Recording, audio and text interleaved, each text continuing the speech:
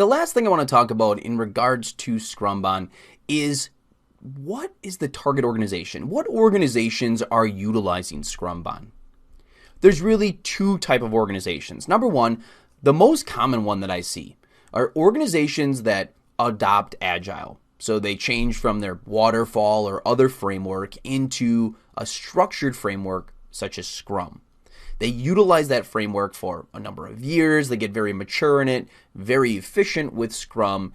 And the structure, and while it helped at the beginning, the very structured nature of Scrum, it helped early on as they were adopting Agile and getting used to it. But now that they're a mature Agile organization, they don't want all that structure. They want to be able to adjust it to really conform to some of their organizational needs.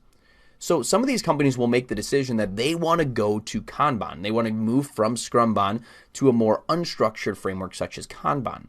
Well, instead of making that leap, that's a big leap. That's like going from waterfall to Scrum. Going from Scrum to Kanban, it's a big change as to how you do things.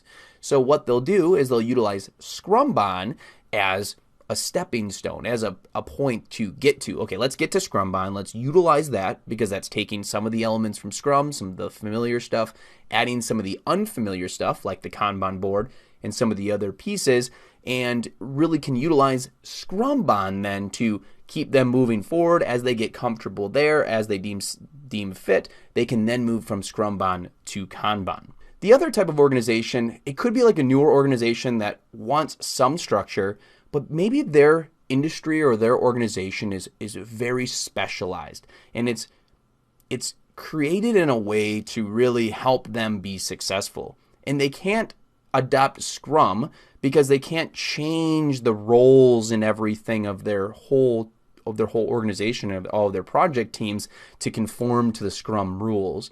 So rather than upheave everything that they've done and potentially risk their organization or their organizational revenue, they will look to adopt Scrumban, which has some of that structure from Scrum with some of those benefits and features of the fluid motion from Kanban.